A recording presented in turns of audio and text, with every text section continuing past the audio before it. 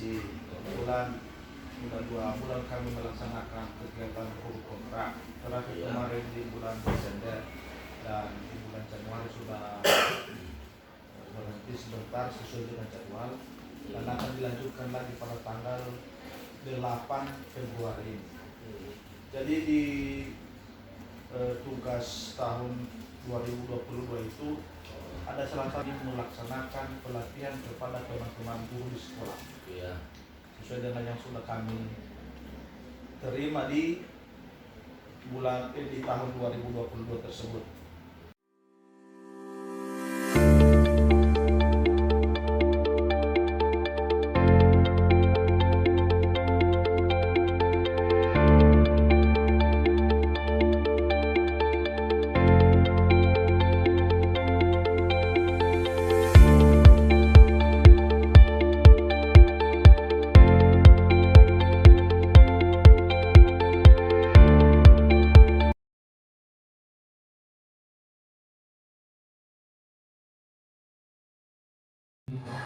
Dari awal sampai berakhirnya nanti, kiranya Roh Kudus-Mu ada dalam hidup kami, sehingga pertemuan kami ini membawa pembaharuan dalam kehidupan kami.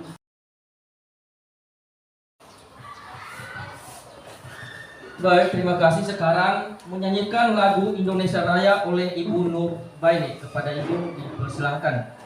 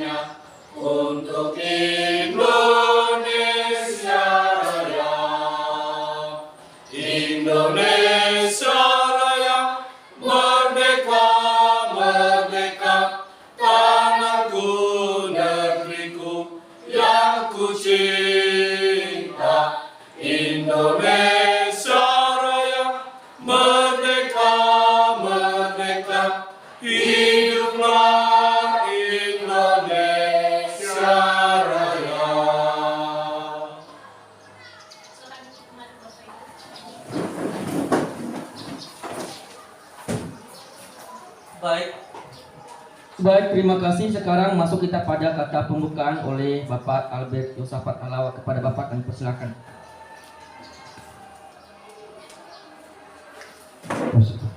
Baik, terima kasih waktu dan kesempatan yang diberikan oleh Bapak pembawa acara. Sebelum saya sampaikan pembukaan pada saat ini, terimalah salam saya dalam bahasa dia. Shalom. Yang saya hormati Bapak Kepala Sekolah, dalam hal ini diwakili oleh Ibu PKS Kurikulum, Ibu PKS Kesiswaan. Yang saya hormati seluruh Bapak Ibu guru, staf pegawai SMA Negeri 1 Lahusa yang telah hadir di ruangan guru pada saat ini. Puji syukur dan saya panjatkan kehadirat Tuhan Yang Maha Esa, di mana kita boleh bertemu pada saat ini dalam rangkaian kegiatan program pendidikan guru penggerak yang telah saya ikuti mulai dari bulan November tahun yang lalu, dan ini adalah sebuah rangkaian, ini merupakan rangkaian kegiatan-kegiatan yang dilaksanakan, termasuk yang kita laksanakan pada hari ini. Kami diharapkan untuk melaksanakan aksi nyata di sekolah, ya, aksi-aksi nyata di sekolah seperti pelaksanaan workshop ini. Artinya setiap mengikuti kegiatan secara daring, dan selanjutnya materi yang dipelajari itu selama 6 bulan ini akan diaksinyatakan dia di sekolah masing-masing oleh setiap calon guru penggerak, dan termasuklah salah satu kegiatannya pada hari ini. Untuk pelaksanaan kegiatan ini Bapak Ibu, karena kebetulan Pak Kepala Sekolah tidak ada di tempat, sedang berada di luar daerah dalam rangka tugas dinas, saya telah berkoordinasi sebelumnya kepada beliau tentang kegiatan ini dan telah di-ACC-kan, disetujui pelaksanaannya, dan terakhir kemarin kami komunikasi melalui telepon dan beliau memandatkan, ya, kegiatan ini dikoordinir oleh Ibu PKS kurikulum, dan selanjutnya saya melaksanakan kegiatan pada hari ini. Bahkan Pak Kepala Sekolah mendukung penuh kegiatan ini untuk akomodasi dan konsumsi disiapkan dari sekolah. Jadi kita sangat berterima kasih atas dukungan penuh yang diberikan oleh Pak Kepala Sekolah dalam mendukung program pemerintah pendidikan guru penggerak bagi kami yang masuk di angkatan 7 ini. Jadi sekilas mengenai program guru penggerak ini Bapak Ibu, artinya Kementerian Pendidikan, Riset dan Teknologi mencanangkan program ini untuk melakukan perubahan besar-besaran, ya, perubahan besar-besaran baik secara teknis pelaksanaan pendidikan di sekolah maupun perubahan terhadap mindset para stakeholder pendidikan.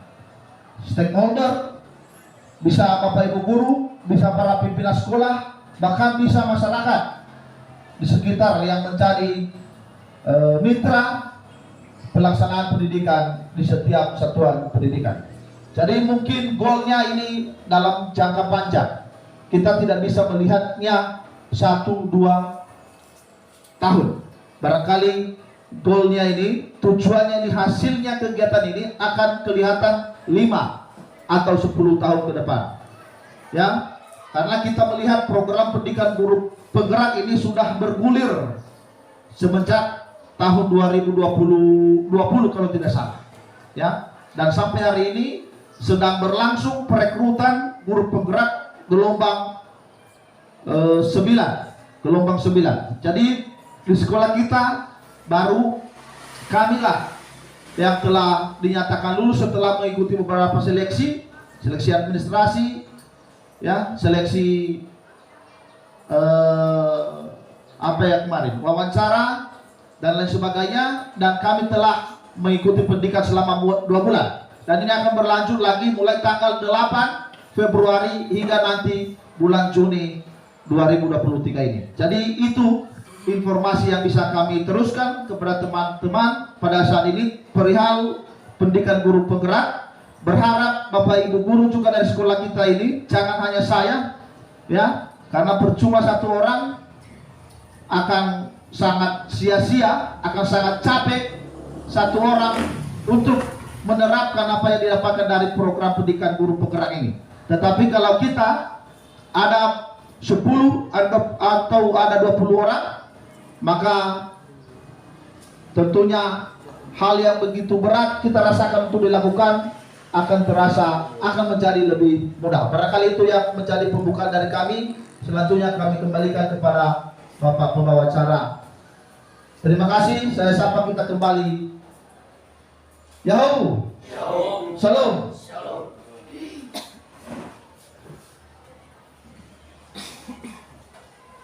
Baik, terima kasih. Sekarang arahan dan bimbingan oleh kepala sekolah atau yang mewakili Ibu Titi Terumbanua kepada Ibu kami persilakan.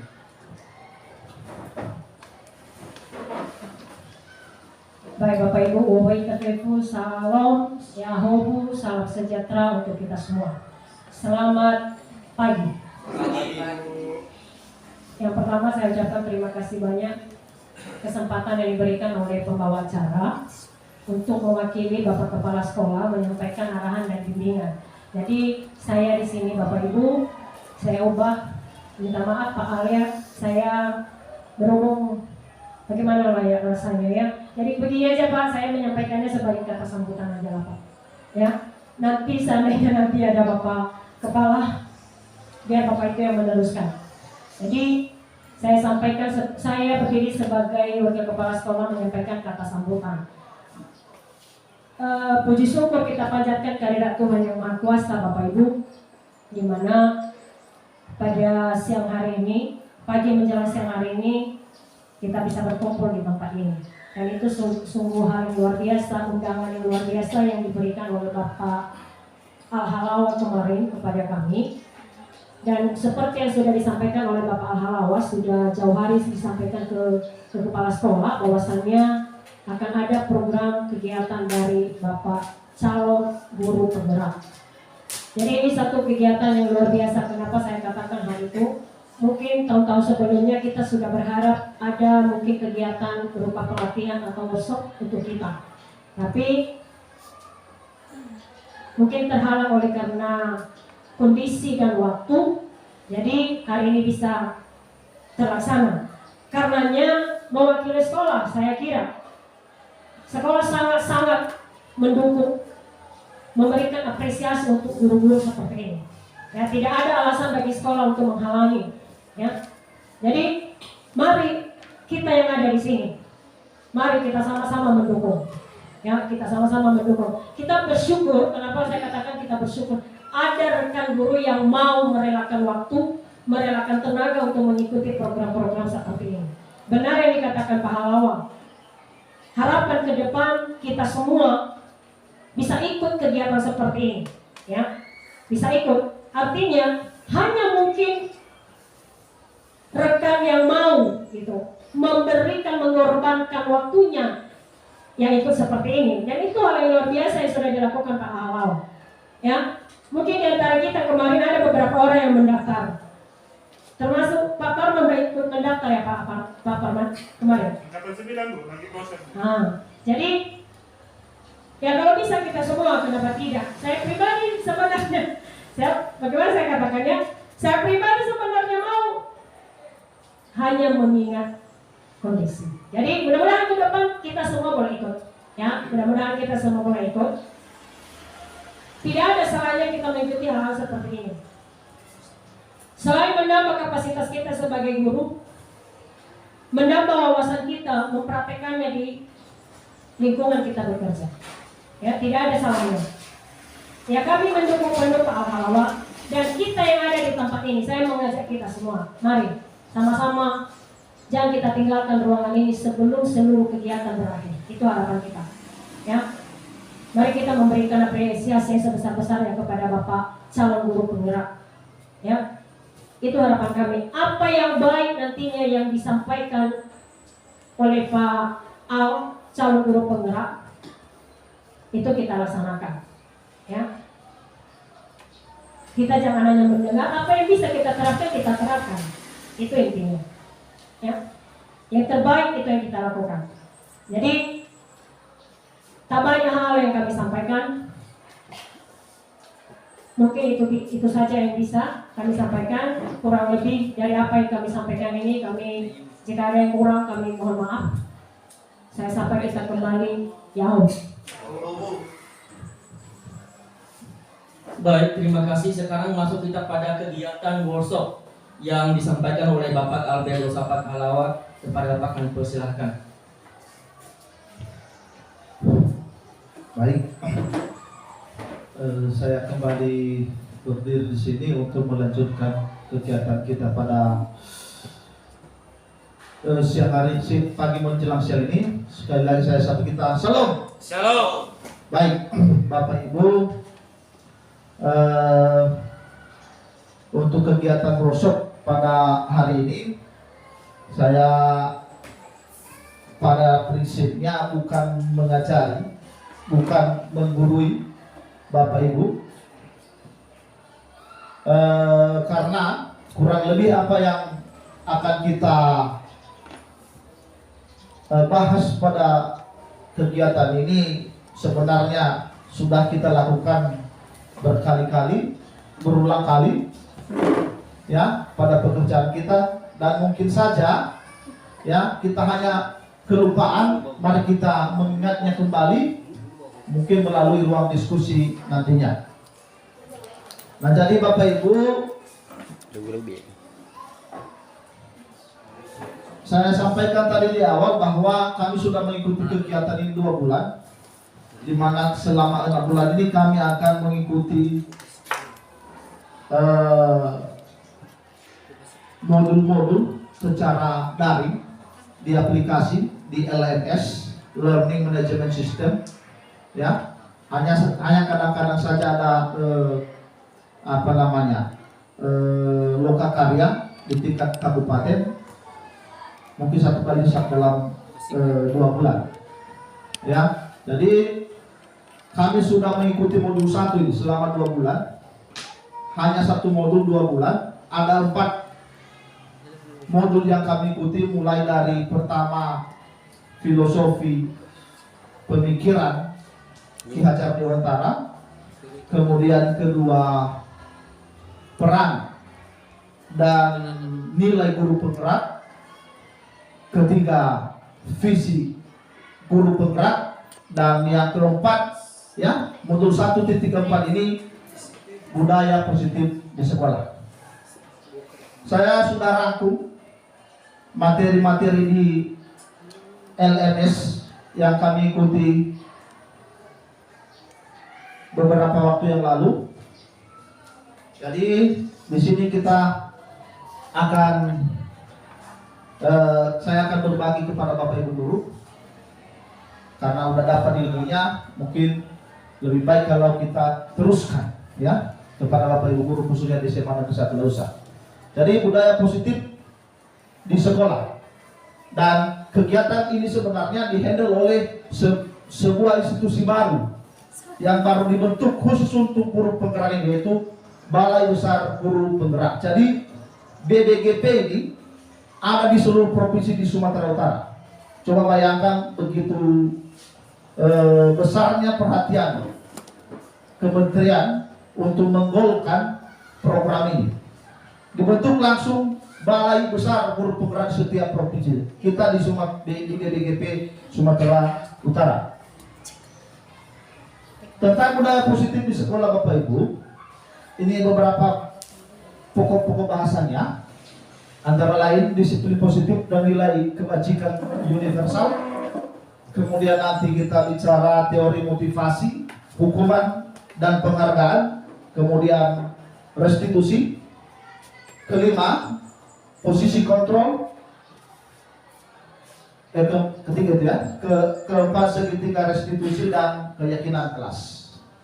Materi ini, budaya positif ini berhubungan dengan, ya, disiplin, ya, masalah disiplin di sekolah yang selalu kita galakkan.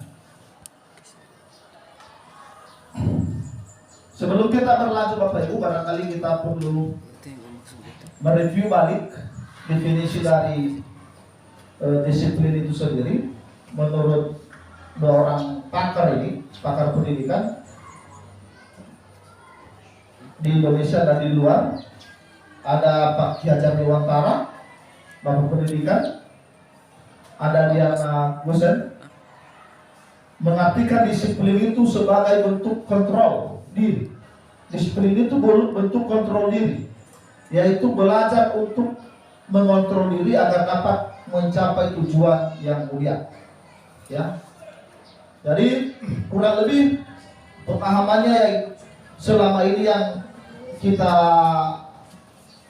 kita asosiasikan, disiplin itu kita asosiasikan selama ini, disiplin itu hukuman, keras, harus ekstrim. Jadi itu kadang-kadang kita artikan disiplin itu sebagai sesuatu yang berat, yang keras, ya, yang sangat ekstrim. Jadi dari definisi yang diberikan dua tokoh ini kita bisa membuka cara pandang kita yang baru bahwa disiplin itu sebenarnya kontrol diri. Kita mampu mengontrol diri, ya, untuk melakukan sesuatu hal-hal yang mulia. Misalnya berusaha untuk datang tepat waktu. Saya bisa mengontrol saya, bukan karena orang lain, bukan karena ada sesuatu tujuan, tapi saya mau datang tepat waktu karena ada nilai, ada tujuan yang mulia yang saya capai. Ya, bukan karena takut atasan, bukan karena takut bapak ibu guru maka dia datang ke sekolah, tapi karena memang itu tujuan mulia yang ingin dicapai oleh seseorang dalam kehidupannya. Tujuan mulia di sini mengacu pada nilai-nilai atau prinsip yang diada seseorang. Kita namakan nilai-nilai tersebut sebagai nilai kebajikan. Ya, nilai kebajikan bisa berupa orangnya itu sangat hormat, orangnya itu menghargai orang lain, orang tersebut sangat toleransi. Itu nilai-nilai kebajikan. Nah, itu definisi dari Bapak Ibu dari tukang disiplin ini. Jadi kata kuncinya kontrol diri. Disiplin itu kita bisa mengontrol diri untuk mencapai tujuan yang mulia. Untuk lebih memahami definisi ini, kita coba dulu sebuah permainan Bapak Ibu. Karena kayaknya kita di setiap meja ada 2 orang ini, pas sekali. Ya. Jadi permainan, nama permainannya cobalah buka. Cobalah buka.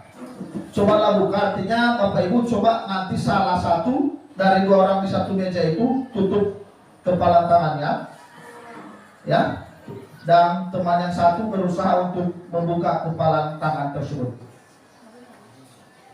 Coba kita, ya, artinya siapa saja, ya, yang menutup kepala tangan harus berpikir bahwa ada sesuatu di dalam ini yang tidak boleh dilepaskannya, ya, yang tidak boleh dilepaskannya. Tapi terserah nanti bagaimana cara yang si satu, ya, katakan si A dan si B, cara si B bagaimana caranya agar kepala tangan ini bisa terbuka, bisa memaksa, bisa menampar, bisa menggelitik, terserah. Oke? Jadi silakan tutup kepala tangannya. Silakan Bapak Ibu. Nanti boleh gantian Bapak Ibu, boleh gantian nanti. Satu aja. Coba. Ya, kita mulai ya. Langsung aja. 1, 2, 3 tutup kepala tangan ya.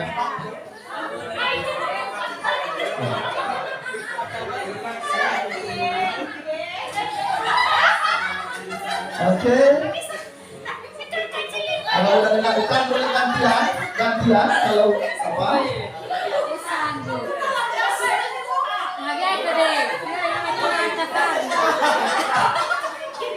Karena sama itu, ya, Bapak dulu buka, nanti sekali.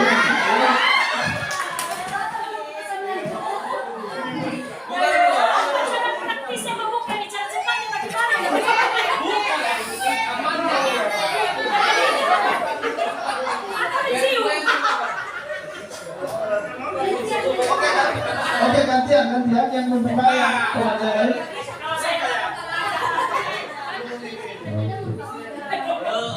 Oke, kalau sudah selesai, barangkali bisa kita lanjutkan. Saya tanya dulu teman-teman yang di sini.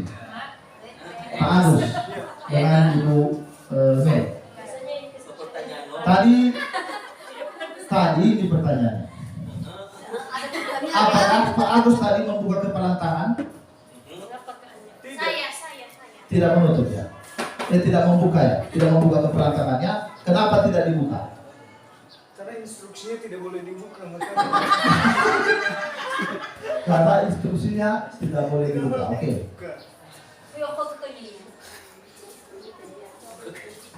Dan atas selanjutnya, apakah Bapak Agus tadi menutup kepalan tangan? Iya. Karena kenapa? Ada yang membuka tadi, oke. Tadi alasannya itu ya, karena instruksinya jangan dibuka. Berusaha untuk tidak dibuka karena ada sesuatu yang berharga. Iya, oke. Artinya Bapak yang mengontrol, bukan ibu Nur yang mengontrol. Bapak sendiri yang mengontrol. Ya, tidak ada yang melarang Bapak untuk membuka. Ya, ada tadi yang terbuka kepala tangannya. Ada yang terbuka tadi. Oke. Kenapa tadi Pak Yaman membuka kepala tangannya? Saya ingin memberikan kepada teman. Dia Bapak ini ingin berbagi kepada. Ya, jadi Bapak ini tujuannya mau berbagi. Ya. Jadi pertanyaan untuk kita semua, dalam kegiatan ini sesungguhnya siapa yang memegang kendali untuk membuka atau menutup kepala tangan ini? Diri kita sendiri. Demikian halnya dengan siswa kita Bapak Ibu. Kontrol sama mereka. Bapak Ibu paksa kemudian datang kau cepat. Tapi kalau dia nggak mau, tidak akan terjadi. Dia yang mengontrol dirinya, bukan kita. Seakan-akan kita berpikir selama ini sesuai dengan pikiran kita harus dilakukan oleh siswa. Itu yang terjadi selama ini. Padahal dia yang mengontrol. Ya, dengan memaksa boleh kita dengan memaksa siswa kita, menghukum mereka boleh.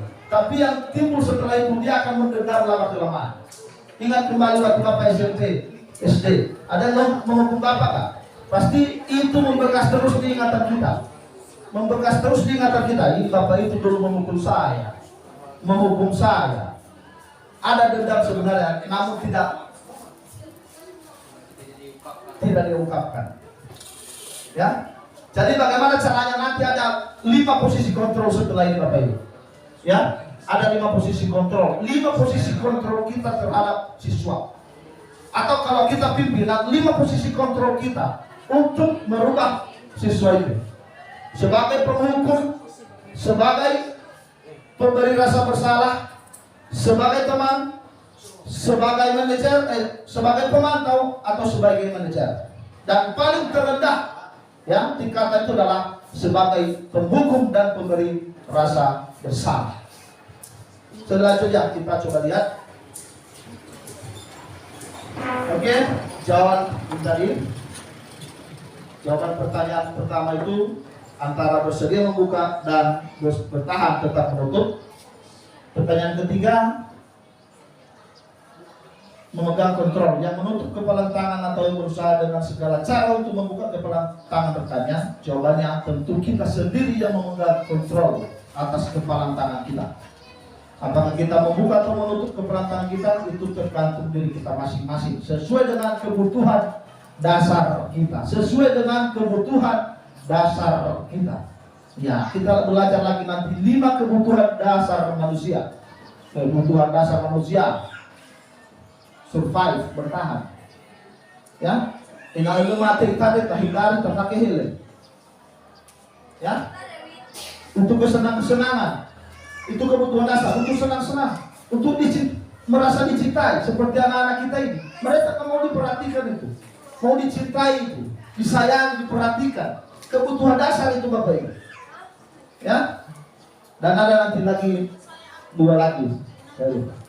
Ya, jadi kita perhatikan ini Bapak Ibu. Ada 2 teori tentang stimulus respon dan teori kontrol yang baru kita lakukan tadi. Kalau stimulus respon itu katanya realitas kebutuhan kita sama.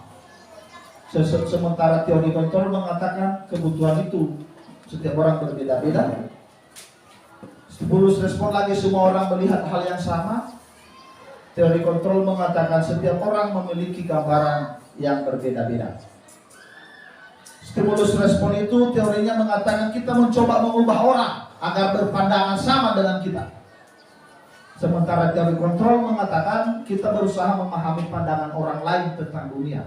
memahami pandangannya. Jangan-jangan dia melakukan itu ada sebabnya, ada kebutuhannya, ya. Jangan langsung menghakiminya. Kemudian berikut, perilaku buruk dilihat sebagai suatu kesalahan. Semua memiliki tujuan. Semua perilaku memiliki tujuan. Ya. Semua perilaku memiliki tujuan. Jangan kita anggap salah. Ada faktornya kenapa dia melakukan itu. Dia terlambat tadi pagi, ada faktornya. Bisa aja nggak sengaja. Jangan langsung menghukum. Ditanya. Mungkin ada latar belakangnya. Kita berkolaborasi sama siswa, kenapa sampai seperti itu? Ayo, bagaimana caranya? Nah, biar dia menemukan solusi untuk masalahnya. Biar dia merdeka menemukan masalahnya. Kenapa kamu terlambat? Tiap pagi begini loh Pak. Begini. Udah 3 kali kamu terlambat ini. Kenapa sampai seperti itu? Ya, setiap pagi disuruh mama saya begini Pak.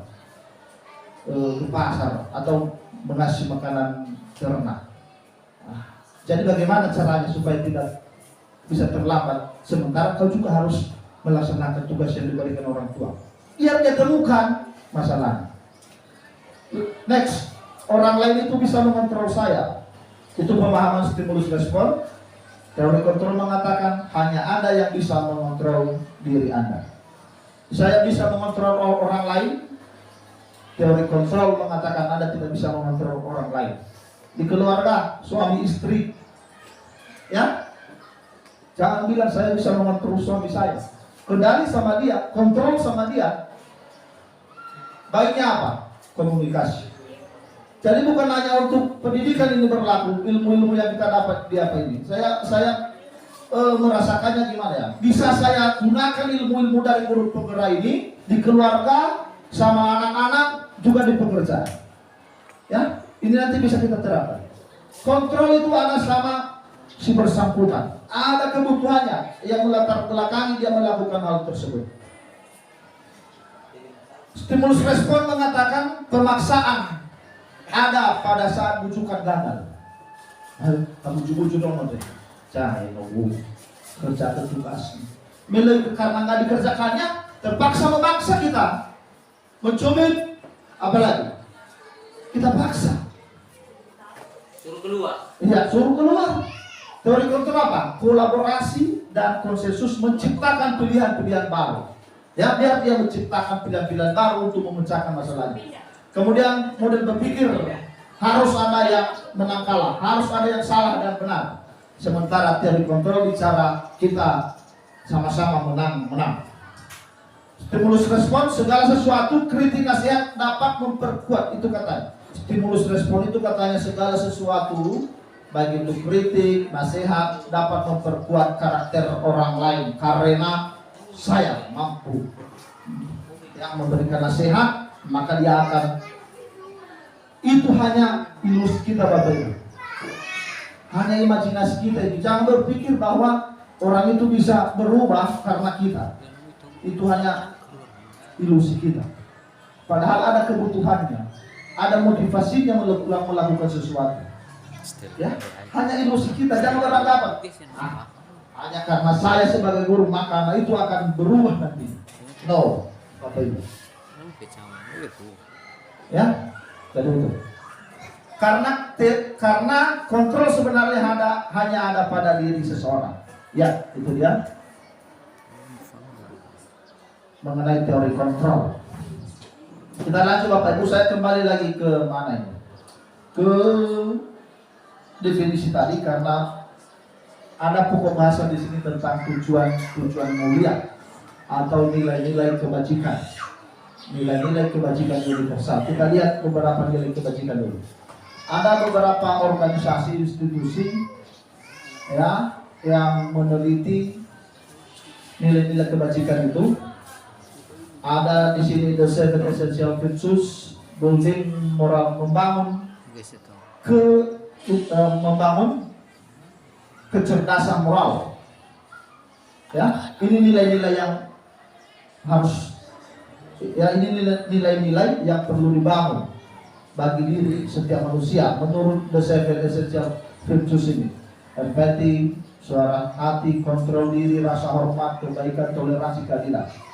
Demikian juga ada institusi yang meriset nilai-nilai kebijakan universal, antara lain toleransi, rasa hormat, integritas, mandiri, menghargai, antusias, empati, keingintahuan, kreativitas, kerjasama, percaya diri, komitmen. Ada 9 pilar karakter: cinta Tuhan, kemandirian, kejujuran, hormat, dermawan, dan lain sebagainya. Jadi sebenarnya ada 6 institusi yang mencanangkan nilai-nilai apa ini, yang meneliti nilai-nilai kebijakan universal ini. Tapi di kementerian kita pendidikan merangkum ke-6 nilai-nilai kebijakan ini dalam profil pelajar Pancasila. Ini nilai-nilai yang akan kita coba kembangkan, ada dalam diri siswa kita, ya. Ini nilai-nilai kebijakan universal yang kita akan coba, ya, perkuat ini dengan budaya positif bagi siswa-siswi kita. Beriman, mandiri, bernalar kritis, berkebinekaan global, gotong royong, dan kreatif. Sebentar lagi kita diskusi Bapak Ibu. Sebentar lagi, sedikit lagi ini. Nah, kembali lagi sekali lagi kepada teori kontrol tadi. Sehingga kita sebagai pendidik ini Bapak Ibu, kita hadir di sini saat ini, apa sih motivasi yang ada dalam diri kita? Ya, nah ini teori motivasi. Apa motivasinya? Ada 3 teori motivasi. Ya, pertama, kita melakukan sesuatu itu untuk menghindari hukuman. Menghindari hukuman. Demikian juga anak-anak kita ini, dia mau melakukan sesuatu itu karena dia nggak dihukum buruk. Dia mau mengerjakan tugas itu, dia nggak dihukum buruk. Ya, nah itu motivasi yang pertama. Menurut dia anak bosen kalau nggak salah. Kemudian ada motivasi kedua, dia melakukan sesuatu itu karena mau dipuji, ya, mau dipuji, mau dapat penghargaan, ya, mau dapat imbalan dari apa yang dia lakukan tersebut. Itu motivasi yang kedua. Ketiga, motivasi karena, ya, dia merasa yang dilakukannya itu sebagai bentuk menghargai diri sendiri untuk mencapai nilai-nilai yang dia miliki. Ya, ada 3. Karena menghindari hukuman, karena mendapat pujian, dan ketiga karena mau mengimplementasikan nilai-nilai yang ada dalam dirinya. Kita lanjut. Dari ketiga jenis motivasi yang disebutkan pada pertanyaan sebelumnya, motivasi manakah yang saat ini paling banyak mendasari perilaku murid-murid kita di sekolah? Kira-kira di mana Bapak Ibu? Menghindari hukuman, kan? Itu dia. Artinya sesungguhnya mereka belum setulus hatinya mau melakukan itu. Belum, misalnya mengerjakan tugas itu bukan karena niatnya mau sebagai belajar keras, bukan. Karena jangan dihukum Bapak Ibu besok. Iya. Dia rapi itu karena apa? Dapat pujian. Ya, dapat pujian. Ya. Bisa aja juga karena biar nggak dihukum Bapak. Karena ada juga yang suka keluar kaki baju, dia masukkan supaya nggak dihukum. Ya. Tapi bagaimana kita ciptakan bahwa dia itu mempunyai nilai, ya, menghargai dirinya sendiri, ya, dengan kerapiannya. Nah itu. Next. Apa yang kita lakukan selama ini menanamkan disiplin positif ini pada murid? Apa yang kita lakukan? Marah-marah, menghukum Bapak, ya. Lalu bagaimana hasilnya dengan marah-marah Pak? Tetap saja gitu aja ya. Ya memang gitu. Mudah-mudahan dengan apa ini nanti kita bisa merubah budaya marah-marah ini di sekolah kita. Mudah-mudahan ya, kita coba ya. Ini teori ya. Masalahnya jadi bunyi terbiasa. Kita berkolaborasi dengan murid, menemukan solusi dari setiap persoalan-persoalan mereka. Ya? Oke, lanjut. Nilai-nilai kebajikan apa yang next ini. Oke, barangkali selesai dari itu. Sebelum kita masuk ke sub pokok bahasa berikut, ya, kita diskusi dulu kalau ada pertanyaan dari Bapak Ibu guru atau yang ada yang harus kita diskusikan, yang kita buka kesempatan, kita berikan kesempatan. Saya Pak. Ya, baik, silakan Pak Asubian, nanti setelah itu Pak Astulele. Ada yang satu lagi. Oke. Hanya ada dua dulu. Untuk support bahasanya ada dua aja dulu. Silakan Pak Asubian. Baik, terima kasih atas kesempatan yang diberikan kepada kami.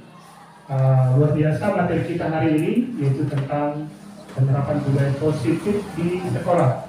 Khususnya tadi di bagian disiplinnya, membangun disiplin, terutama untuk peserta didik kita di lingkungan sekolah. Tadi sudah dijelaskan panjang lebar. Apa sebenarnya masalah yang mendasar? Ini terutama di sekolah kita ini mengenai disiplin ini, terutama sulit sekali kita untuk membangun budaya disiplin ini kepada anak-anak kita ini. Nah, kira-kira apa yang menjadi penyebab utama sehingga nanti setelah dari 3 kali mungkin kita bisa menerapkannya mulai besok sehingga anak-anak kita ini bisa lebih gampang untuk menerapkan budaya disiplin tersebut. Lalu bagaimana kira-kira pendapat Bapak mengenai teladan, teladan ataupun contoh? Karena dari yang saya amati juga terkadang anak didik kita ini, peserta ini melihat bahwa yang berbicara di depan sana juga belum maksimal menerapkan budaya positif ataupun budaya disiplin itu sendiri. Nah, kan gitu ya. Apakah ada hubungan dari sikap keteladanan, sikap contoh tadi yang baik untuk meningkatkan sikap disiplin ataupun budaya positif kepada anak-anak tersebut? Demikian dari saya, Pak. Terima kasih. Baik, terima kasih Pak Farman. Kita habiskan aja pertanyaannya dulu. Baik, ini saya dengan pertanyaan Pak Farman dan ini sudah juga tertulis di atas teori motivasi, hukuman dan penghargaan restitusi. Kalau kita bandingkan tahun 80-an dengan tahun 2023 sekarang, peraturan cara mendidik anak itu jauh beda. Dan kalau zaman dahulu, orang-orang zaman dahulu, guru-guru zaman dahulu, yang mereka tegaskan adalah disiplin juga melalui hukuman, dipukul atau bagaimana. Tapi ketika terjadi hal demikian, kita lihat bahwa orang tua zaman dahulu mereka lebih pintar juga ya dalam dunia pendidikan dan sebagainya. Nah, sekarang sudah ada aturan bahwa tidak boleh. Yang penting semangat, tidak boleh.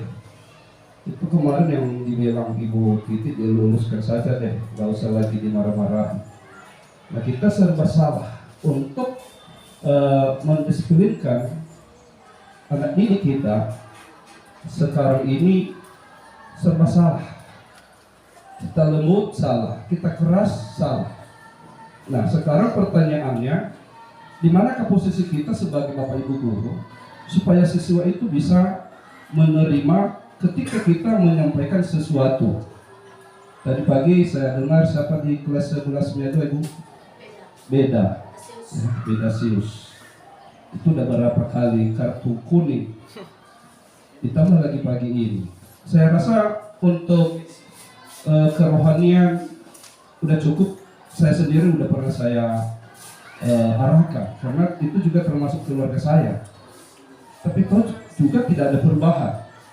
Nah, di sisi lain juga Pak Halawa, baru-baru ini ada siswa kita berhasil, ada yang jadi polisi, jadi tentara.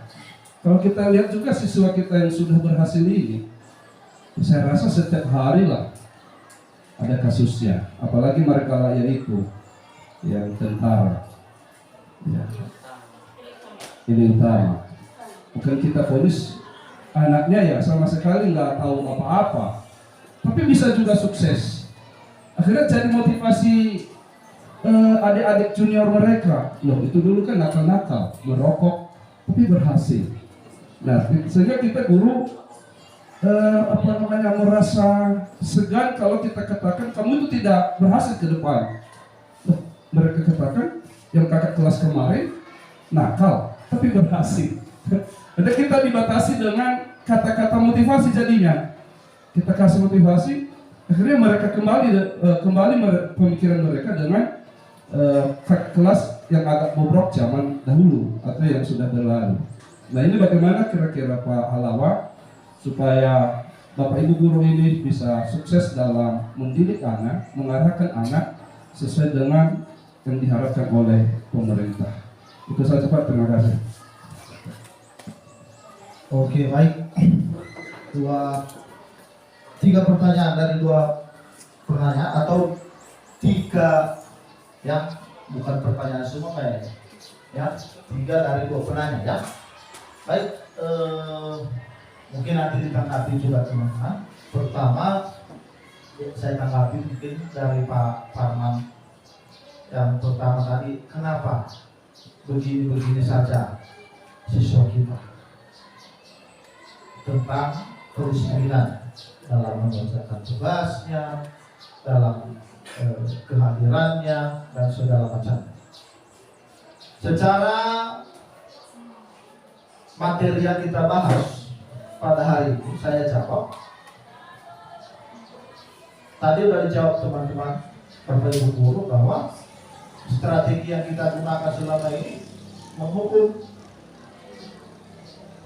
ya. Strategi yang kita gunakan selama ini memberi rasa bersalah kepada mereka. Kita selesaikan dulu tataran kita secara teori ini ya. Kita coba selesaikan dulu tataran kita. Kita coba merubah. Mari kita menjadi manajer. Nanti ada manajer. Sebagai manajer, kita mengontrol itu sebagai wakil guru, sebagai manajer. Ada 5 nanti. Sebagai penghukum, sebagai pemberi rasa bersalah, sebagai teman, sebagai pemantau, dan terakhir sebagai manajer. Dalam posisi sebagai manajer ini kita akan nanti menerapkan yang dinamakan segitiga restitusi. Ya, kita gali anak-anak itu, kita gali apa penyebab dia melakukan itu. Mungkin ada kebutuhannya di rumah yang tidak terpenuhi. Kesenangannya mungkin di rumah tidak terpenuhi. Ya, kebutuhannya mungkin di rumah tidak terpenuhi, maka terjadi sesuatu di sekolah yang tidak sesuai dengan nilai-nilai yang universal tadi. Ya, itu barangkali menjadi pendapat saya kenapa di sekolah kita terjadi terus-menerus. Secara materi ini saya mengatakan, karena tadi pernyataan Bapak Ibu selama ini kita menghukum, maka yang terjadi sama siswa itu dia hanya akan berubah saat itu saja, saat dihukum. Besok dia buat lagi. Ya itu. Berikut mengenai bagaimana tentang keteladanan. Saya rasa benar juga peribahasa yang mengatakan itu. Ya, guru kencing berdiri, murid kencing berlari. Artinya dalam hal ini memang kita ini teladan, ditiru oleh Bapak Ibu, oleh murid-murid kita. Bisa aja itu menjadi faktor misalnya kekurang disiplinan siswa-siswa kita di sekolah kita ini. Ya. Jadi mari kita kembali ke falsafah pendidikan kita. ya ingasos tulung do malia mangkasos untuk kita jadi teladan di depan, contoh. Kalau nggak bisa jadi contoh kita, apa mau ditiru anak-anak? Kalau kita tidak jadi contoh yang tidak baik, anak-anak akan melakukan lebih parah mungkin dari itu. Barangkali itu tanggapan saya untuk Pak Asugian. Untuk yang ketiga misalnya, ada perbandingan tadi yang disampaikan Pak Asdul. Anak zaman 1980 juga banyak yang berhasil lebih putar. Pertanyaan saya, misalnya di Amerika sana, dengan mereka sudah duluan menerapkan apa yang kita pelajari. Apakah ada yang berhasil juga saat ini? Apakah teknologi saat ini dengan 80-an lebih canggih 80 kan? Atau lebih canggih hari ini? Mereka sudah menerapkan ini. Kita ATM-nya sebenarnya, amati, tiru, modifikasi di Indonesia. Ya. Kemudian ada anak-anak Bandung kemudian berhasil jadi polisi, jadi tentara. Ya. Saya rasa kita kembali ke sini. Nilai-nilai kebajikan universal. Keberhasilan itu barangkali jangan kita lihat, karena kita pendidikan, mendidik karakter seseorang, karakter anak. Ya, kedepannya memiliki nilai-nilai kebajikan universal. Nanti mari kita coba luruskan pemahaman kita tentang definisi berhasil. Karena kita di sini mau berhasilkan anak itu agar memiliki nilai-nilai kebajikan universal. Persoalan nanti dia berhasil jadi polisi, jadi tentara, itu keberuntungan, saya rasa. Keberuntungannya Pak. Mungkin ada iya kan? Itu keberuntungannya. Tapi ini dibangun dulu, ini berhasilkan dulu ini di diri siswa. Kalau produk pelajar Pancasila diberhasilkan dulu. Beriman, bertakwa pada Tuhan, dia mandiri, dia bernalar kritis, gotong royong, berkolaborasi dengan teman, tidak jadi manusia yang sekarang yang egois, yang dia lihat HP-nya aja, sekeliling nggak mau tahu, ya, dia kreatif. Barangkali ini yang mau kita sukseskan dalam diri anak-anak kita. Ya, persoalan bisa dia nanti cari PNS, dia bisa jadi guru sama kita, itu keberuntungan. Nilai diri siswa ini mau kita bangun. Ini fondasi karakter, ya. Barangkali itu tanggapan. Kalau ada mungkin dari Bapak Ibu yang mau mendiskusikan mengenai hal ini, bisa berbagi dengan Pak Asugian tadi, dengan Pak Asbulul juga. Silakan, kami berikan kesempatan. Menanggapi teman-teman ya.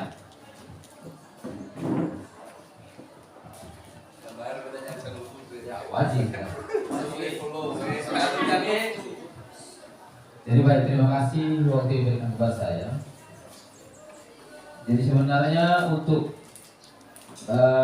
menerapkan budaya positif kepada peserta didik, sebenarnya sudah mulai dari keteladanan tadi ya. Waktu tidak jadi teladan, saya rasa saya sendiri tidak bisa jadi teladan yang baik. Kadang juga kita diri Bapak Ibu guru ya, kapan-kapan kan kita juga marah, mungkin dari rumah juga, sehingga kita bawakan kepada peserta didik. Jadi itu termasuk juga kita mengontrol diri sendiri. Nah kemudian menerapkan kedisiplinan yang ini sama kolaborasi antara guru dengan orang tua. Tadi kan kebesarannya bahwa ada perbandingan tadi ya, yang siswa yang tidak mengikuti aturan sekolah sukses. Ya, jadi kita harus ada perbandingan antara juga kerjasama antara guru dengan orang tua. Kalau kita melihat peserta didik 1 kali 2 kali wajib komunikasi antara guru dengan orang tua. Karena yang menyukseskan juga anak didik tersebut orang tuanya. Ya, orang tuanya.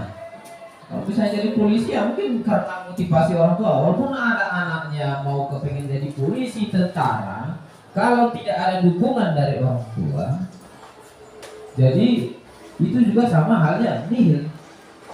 Ya, jadi artinya kita lepaskan tugas kita sebagai guru harus bekerja sama dengan orang tua siswa. Jadi kita bapak ibu guru biasanya jarang ya ke rumah peserta didik. Yang seharusnya kita mendatangi rumahnya, ya. Jadi kalau kepengen siswa itu sukses, jadi artinya tidak semua peserta didik ini kita tahu karakternya. Jadi artinya siswa yang nakal-nakal ini wajib wali kelasnya terutama mendatangi rumah peserta didik tersebut. Masalahnya apa? Kok bisa anakmu seperti ini? Kadang kalau kita panggil orang tua, anak saya udah berangkat dari rumah jam segini, jam 7.00 udah berangkat. Kok bisa sampai di sini jam 8? Nah, jadi kan yang artinya sekali lagi seperti itu ya wajib kita panggil orang tua. Kalau nggak datang ke sini ya datang ke sana. Jadi itu tugas. Ya kewajiban sebagai guru, itulah teladan tadi. Ya. Jadi kalau hanya kita berdiri di sini gini, tapi enggak cuma di sini teladannya, tapi keluar enggak. Kan? Jadi kalau kita teladan di sini wajib ke rumahnya. Nah, apakah biar kita tahu langsung, kita tahu keadaan rumah mereka, apakah bintang 5 rumahnya atau hanya rumah sederhana, ya sederhana, atau antara orang tua ayah dengan ibu sering berantem di rumah. Jadi sehingga anak-anak ya begini. Sama dengan siapa kemarin si Fajar, saya tanya, kenapa kau sering terlambat Fajar? Pas jam-jam masuk, sebelumnya sakit ya. Pas pagi kau nggak ada di barisan sama di pas masuk ada kau di kelas. Apa? Kenapa sering nggak masuk ke apel? Ikut apel? Mengantar mamanya ke Saraina. Nah, dia tulang punggung di situ, orang tuanya tidak ada. Nah, ada peninggalannya, ada motor sepeda motor lah ya, untuk mengantar orang tuanya ke sawah. Nah itu dulu ke sana katanya, sama mengantar adik-adiknya. Makanya nggak ikut apel. Jadi ulang karena di proses kemarin ya kami bilang bagi-bagi waktu, ya wajib kau ikut apel juga. Jadi sehingga kemarin tadi saya lihat ada dia di apel. Nah itu mungkin ya seperti itulah ya. Jadi artinya kita juga sebagai guru ya teladan juga di sekolah dan di luar, jangan nanti di luar ya jadi preman juga kita. Orang kan menilai kita, oh itu Bapak Harifah preman juga di luar ya. Ya jadi sehingga anak itu juga meniru kan. Jadi artinya kita juga sebagai guru jadi benar-benar jadi teladan yang baik. Saya sendiri saja tidak bisa jadi guru teladan yang baik karena situasi. Ya. Nah, situasi. Kadang jadi teladan, kadang jadi preman. Karena situasi dan kondisi. Nah itu. Jadi mungkin begitu anak-anak situasi. Jadi kita kan tidak tahu. Tapi kalau sering berulang seperti apa tadi sih? Beda. Nah. Benasius sebenarnya bapaknya sebagai perangkat desa, mamanya stroke. Nah, cuma bapaknya keluhan bapaknya ini agar sukses anak ini, tapi anaknya ya tidak mau karena anaknya saya kan sendiri di keluarga. Nah, satu-satunya laki-laki. Tapi cewek-cewek udah ada yang kuliah. Satu lagi preman si Wira, tapi pangkas laki-laki sih. Jadi mungkin baik tapi nggak pernah dapat hukuman dia di sini. Karena baik tinggal si Bede dari kelas 10 itu sampai ke kelas 11. Dari kelas 10 dia bandel, ya, sampai ke kelas 12. Pernah dikontrol oleh orang tuanya. Dia nggak kasih pinjam motornya, bareng-bareng sama kawan-kawan. Nah, itu aja yang bisa saya sampaikan. Artinya kembali juga kepada kita. Kemudian lingkungan, Pak. Lingkungan sekolah kita kan nggak ada pakarnya. Nah, jadi kalau ada pakarnya, mungkin satu peranting operasi nanti saya dikunci keluar, tidak bisa masuk. Nah itu. Itu yang dari saya. Terima kasih. Baik. Terima kasih Pak YP. Ya. Satu poin yang saya dapatkan dari apa yang disampaikan Pak YP itu, artinya kita tidak hanya berkolaborasi dengan siswa dalam menegakkan disiplin, tetapi dengan orang tua. Dan gak mesti kali juga harus kita datang ke rumah, saya rasa Pak. Kita undang kemari untuk kolaborasi orang tua, siswa, dan kita guru. Sering kita itu lakukan. Makanya tadi di awal saya bilang sering yang kita lakukan sebenarnya ini. Dan tinggal mengulasnya kembali. Ya. Jadi itu mungkin tanggapan untuk teman-teman, barangkali satu lagi kita lanjutkan ini setelah nanti kita istirahat tentang teori. Kemudian satu lagi saya tangkap dari Pak Harif tadi, karena nggak ada pagar maka susah sekali disiplin. Nah ini tadi yang saya bilang, motivasi melakukan sesuatu itu motivasi dari luar dirinya berarti. Jadi ada motivasi dari luar diri, itu motivasi dari luar diri itu karena ingin menghindari hukuman dan ingin mendapat pujian. Yang lebih bagus itu motivasi internal dari dalam dirinya. Motivasinya bukan karena ada pagar nanti saya dikunci, itu menghindari hukuman itu. Hukumannya terkunci dari luar. Jadi bagaimana kita menumbuhkan anak itu berperilaku untuk mencapai nilai-nilai kebijakan universal itu. Misalnya dia nggak tepat waktu dia masuk ke apa ya? Ke kelas, bisa masuk ke profil pelajar Pancasila sebagai kemandiriannya. Dia mandiri. Tanpa ada aturan, tanpa ada pengaruh dari luar, dia mandiri. Masuk ke kelas sesuai dengan waktu yang sudah ditentukan. Maka itu, ini masih kita bahas itu di poin berikut ini. Teori motivasi, hukuman, dan penghargaan serta restitusi. Ini Bapak Ibu, 3 motivasi perilaku manusia menurut Dan Kozen dalam bukunya Restructuring School Discipline. Ya,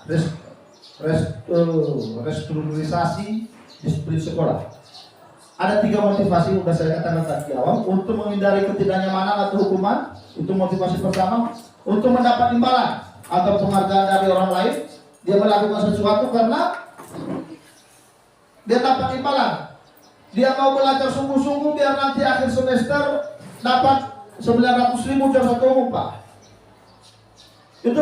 Itu motivasi dari luar, bukan karena kesadarannya.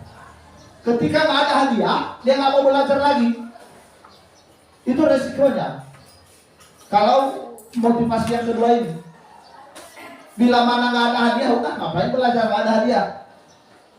Kalau ada hadiah baru saya belajar.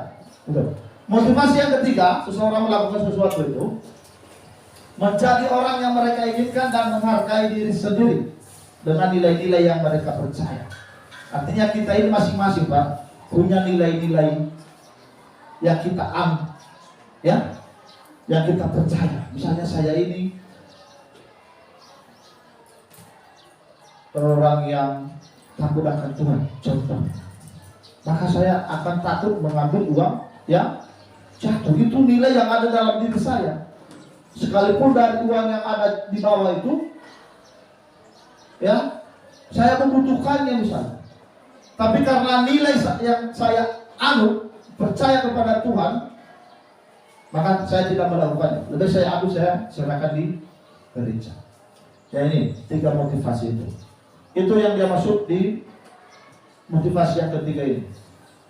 Dia ingin menjadi orang yang mereka inginkan dan menghargai diri sendiri dengan nilai-nilai yang mereka percaya. Next, untuk menjadi orang-orang yang mereka inginkan dan menghargai diri sendiri dengan nilai yang mereka percaya. Orang dengan motivasi ini akan bertanya, akan menjadi orang yang seperti apa bila saya melakukannya. Mereka melakukan sesuatu karena nilai-nilai yang mereka yakini dan hargai.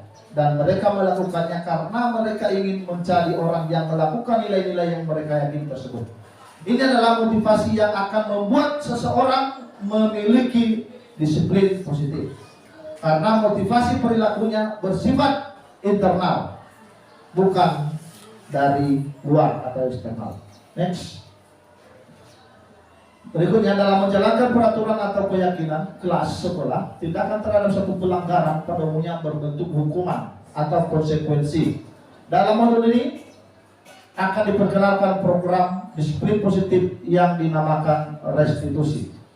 Restitusi adalah proses menciptakan kondisi bagi murid untuk memperbaiki kesalahan mereka sehingga mereka bisa kembali pada kelompok mereka dengan karakter yang lebih kuat. Bagaimana kita bisa melaksanakan memecahkan masalah siswa itu dengan tatap muka, dengan diskusi sama mereka, kolaborasi dengan mereka. Ada persoalannya, ada pelanggaran, jangan kita anggap pelanggaran itu kesalahannya. Gali apa faktornya. Lalu gali apa yang baik seharusnya menurut Anda siswaku. Apa yang harus kamu lakukan sebenarnya. Lalu bagaimana mengatasinya. Biar mereka menemukan solusi dari persoalan yang mereka hadapi. Ya, itu restitusi. Nanti ada tahapan-tahapan restitusi itu. Ya, segitiga restitusi namanya. Restitusi juga merupakan proses kolaboratif yang mengajarkan murid untuk mencari solusi untuk masalah mereka dan membantu murid berpikir tentang orang seperti apa yang mereka inginkan dan bagaimana mereka harus memperlakukan orang lain. Oke, kita lihat ada bedanya ini. Satu lagi ini. Oke.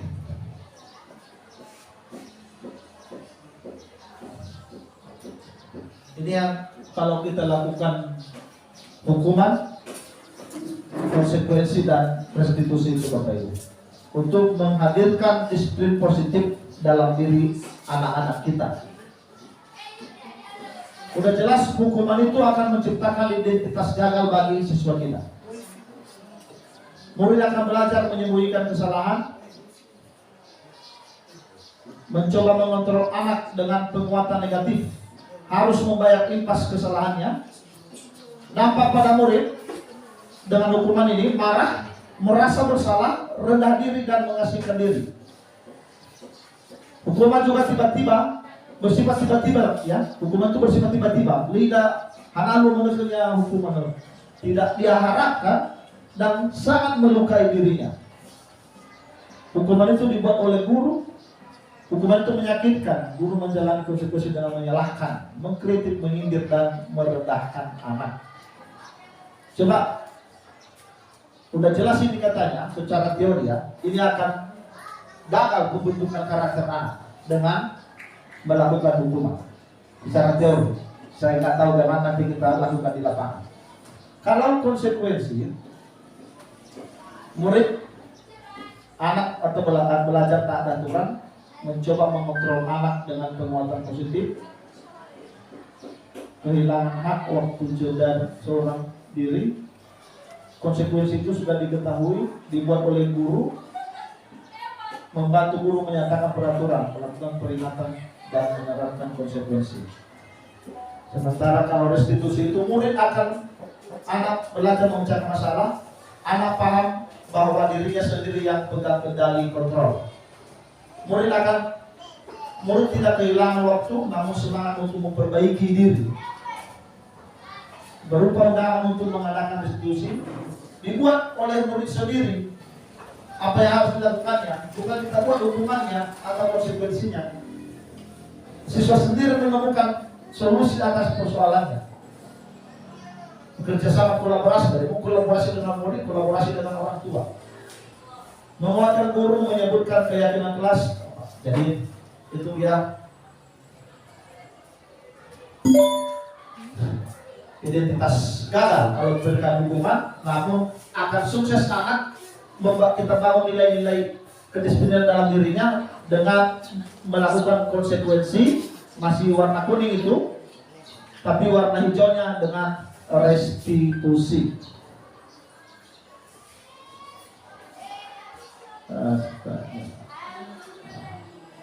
Hukuman konsekuensi. Hukuman ini sifatnya bedanya ya. Hukuman itu sifatnya negatif, kasar, sementara konsekuensi itu ya bersifat sudah diketahui siswa tidak negatif dia, tidak keras dia. Misalnya ketika ada siswa yang di pelajaran penjas, dia disuruh lari-lari keliling lapangan 3 kali karena apa? Tidak membawa pakaian olahraga. Itu tidak berupa hukuman itu, namun berupa konsekuensi dari tindakannya. Ya, reward dan apresiasi ini juga reward, hadiah dan apresiasi ini juga yang sering kita berikan kepada siswa atas tindakan baik yang dilakukannya. Reward itu sudah diketahui sebelumnya, sudah diberitahu. Hadiah, ada hadiah, tetapi apresiasi itu sifatnya tiba-tiba. Dia kecuti, Bapak ini mengapresiasi apa yang saya lakukan. Ya, baik dalam bentuk apa? Kata-kata, mungkin dalam bentuk barang apresiasinya. Sedikit lagi.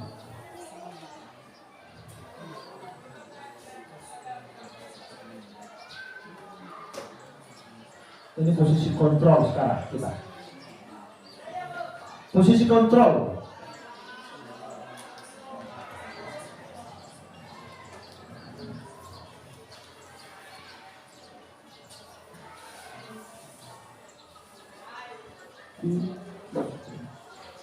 Sebagai guru, sebagai orang tua, sebagai pimpinan kita misalnya di sebuah institusi, ada 5 posisi kontrol kita.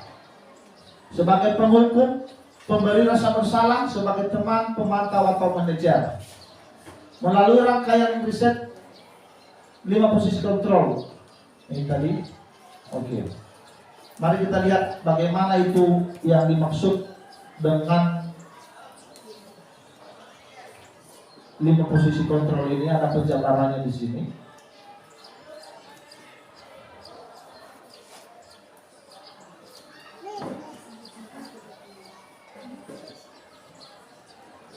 Penghukum.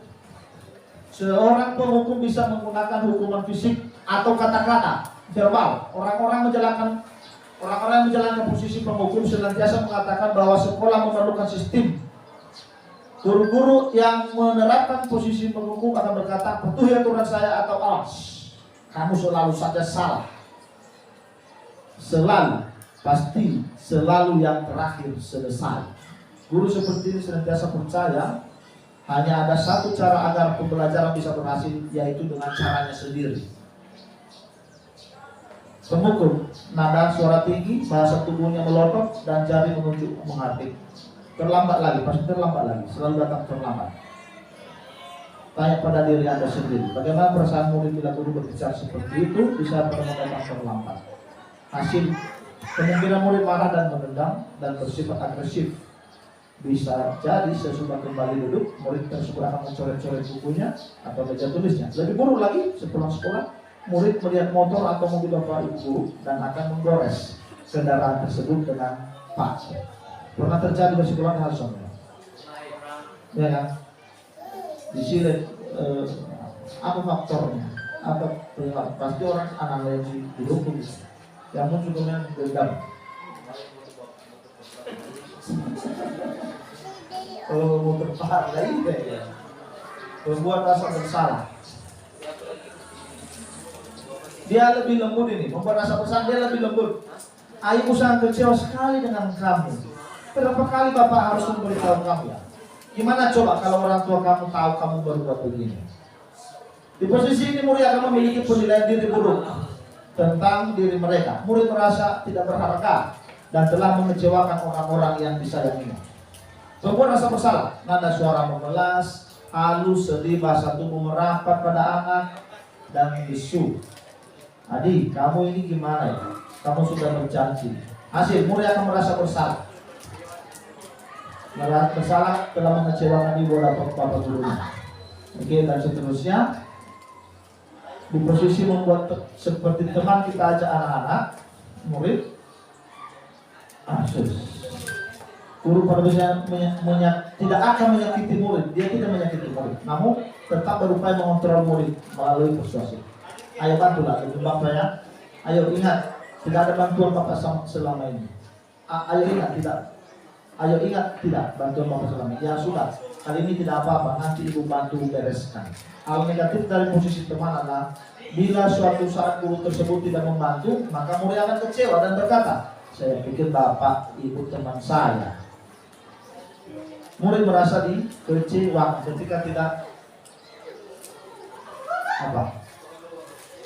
dibantu dan tidak mau lagi berusaha. Ini mungkin timbul adalah murid hanya akan bertindak untuk guru tertentu. Murid hanya bertindak untuk guru tertentu. Untuk orang lain nggak mau didengarkannya. Itu resikonya juga. Kalau kita menganggap mereka sebagai teman, ya. Aku payah di mana ya? Ini harus masuk ya kan? Itu kan? Sebagai teman di saya kalau mana ya PP seperti sebagai teman-teman aja ya. Nah, itu.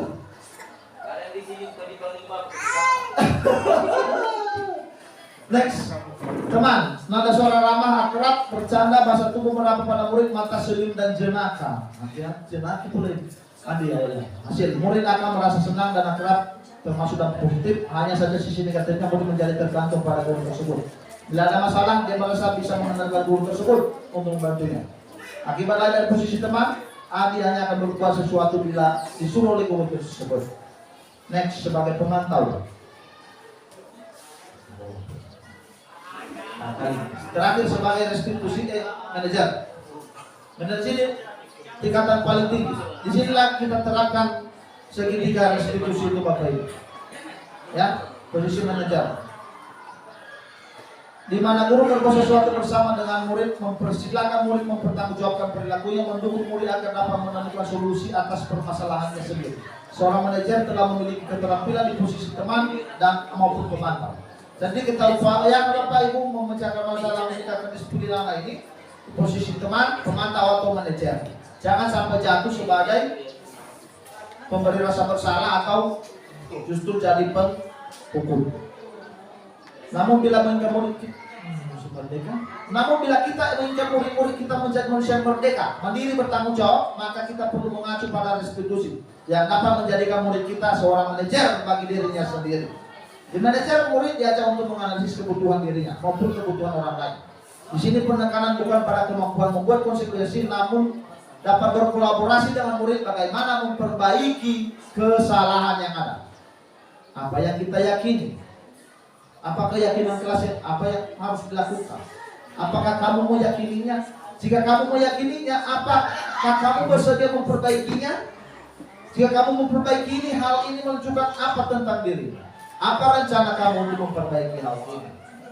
Nah, itu tadi seperti yang dibilang tadi, mamanya minta diantar ke apa?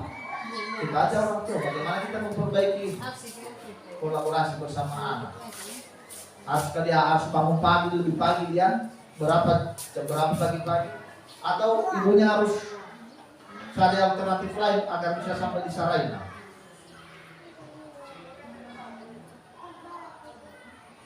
Oke. Kali selesai untuk posisi kontrol. Ini main di LMS aja dulu gitu.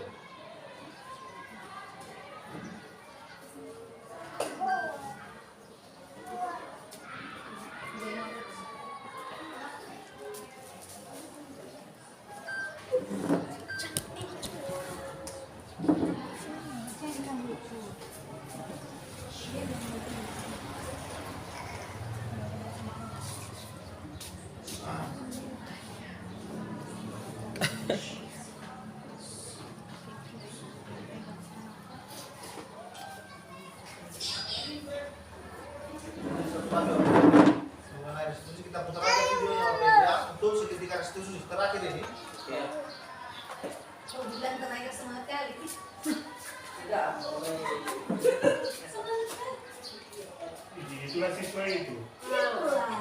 Lagi ya Pak.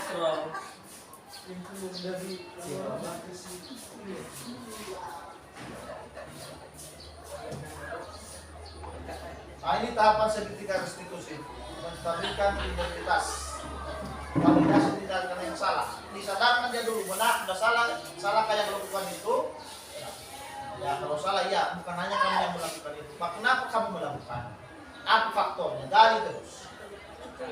Nah itu kan.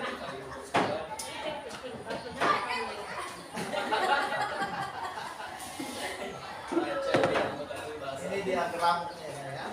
Jadi biasanya melayang itu. Iya. Medali lah mau gitu ya. Satu beda, kalau satu beda. Siapa yang merasa gitu sama ini?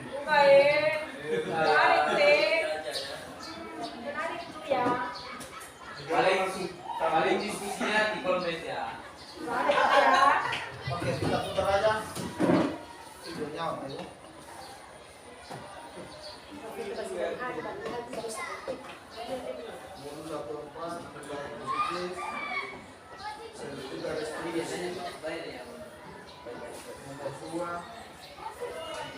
Videonya suara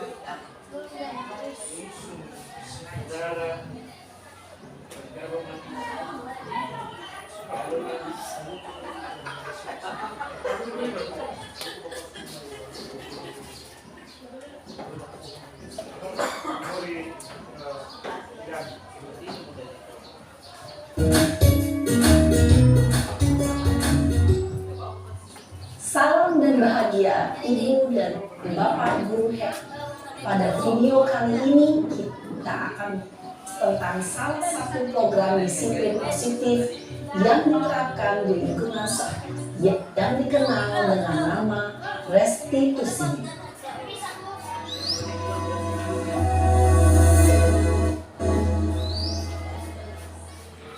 Restitusi akan oleh pakar pendidikan Diane Gossen berlandaskan pada teori kontrol Blaser. Segitiga restitusi adalah suatu proses dialog yang dijalankan oleh guru, orang tua agar dapat menghasilkan murid yang mandiri dan tanggung jawab. Pada saat guru di posisi manajer, aspek yang dikembangkan murid adalah motivasi intrinsik, sehingga ramah nilai-nilai kebajikan tumbuh dan berkembang menjadi suatu kebiasaan positif yang akhirnya membentuk karakter murid. Proses dialog ini terdiri dari 3 langkah yang digambarkan pada ketiga sisi pada segitiga restitusi. Sisi pertama adalah menstabilkan aktivitas. Sisi yang kedua adalah validasi tindakan yang sah. Sisi yang ketiga adalah menanyakan keyakinan. Ibu dan Bapak Guru, berikut ini akan ditunjukkan bagaimana seorang guru berada dalam posisi manajer menerapkan segitiga restitusi.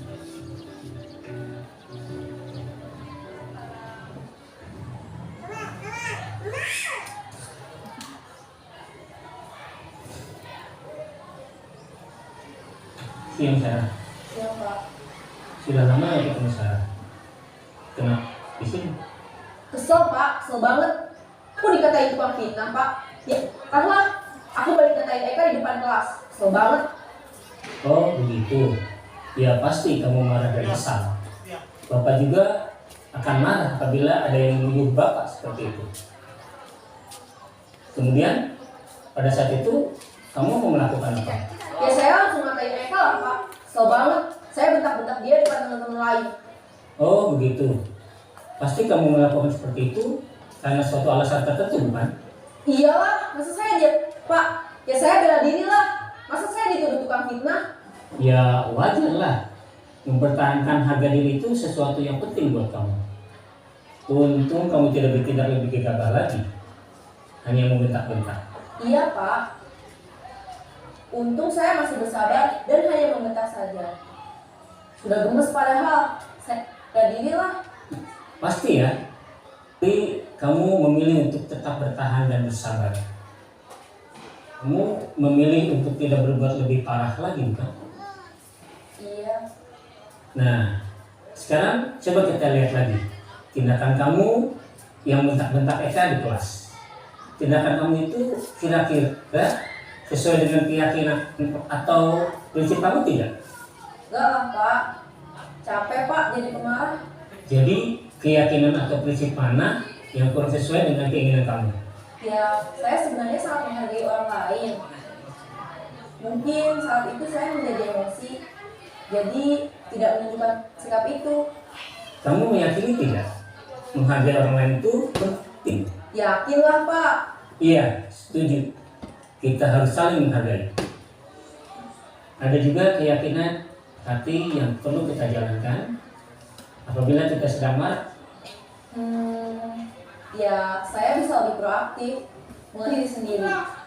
Saya bisa jadi lebih sabar, mengambil waktu jeda untuk berpikir mau apa selanjutnya.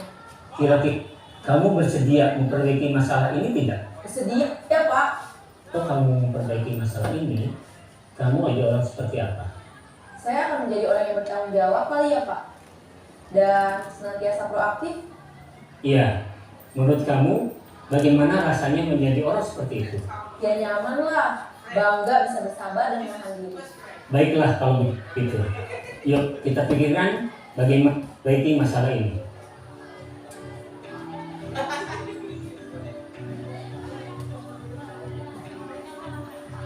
Ibu dan Bapak guru hebat baru menyaksikan contoh bagaimana seorang guru berada dalam posisi manajer menggunakan penerapan segitiga restitusi. Mari kita bahas satu persatu. Pada sisi pertama, identitas berdasarkan pada prinsip bahwa membuat kesalahan bagian dari proses pembelajaran. Sisi pertama dari segitiga ini berperan menggeser identitas murid dari identitas gagal ke identitas sukses. Murid yang sedang bertingkah laku yang tidak pantas atau menarik diri saat itu sedang mengaku identitas gagal. Bila kita mengkritiknya, posisinya tidak akan berubah. Kita bisa mengajukan pernyataan ini. 1. Membuat kesalahan sesuatu yang wajar. 2. Manusia tidak ada yang sempurna. 3. Kita bisa memperbaiki masalah ini. 4. Saya menanyakan kesalahannya. Saya lebih fokus bagaimana memperbaiki masalah ini. 5. Apakah saat ini kamu tengah menjadi orang yang baik untuk dirimu sendiri? Pada sisi kedua, validasi hanya salah, berlandaskan pada prinsip bahwa setiap berupaya memenuhi suatu kebutuhan tertentu. Guru yang telah memahami teori kontrol akan bergeser dari pemikiran stimulus respon menjadi proaktif dan mencoba untuk mengenali tujuan dari perilaku murid. Mengenali dan mengakui kebutuhan murid ini dapat memperbaiki hubungan dengan murid tersebut. Pernyataan atau pertanyaan bisa disampaikan dengan nada suara tidak menghakimi atau memojokkan, sehingga dapat mengembalikan murid pada posisi positif. 1. Kamu bisa saja bertindak lebih gegabah lagi dari 2. Kamu melakukan suatu alasan tertentu. 3. Kamu melakukannya karena mempertahankan sesuatu yang penting bagimu. 4. Mungkin kamu bisa mempelajari suatu perilaku baru yang lebih efektif. Bersediakah kamu mempelajari? Selanjutnya, kita akan simak sisi terakhir, yaitu menanyakan keyakinan.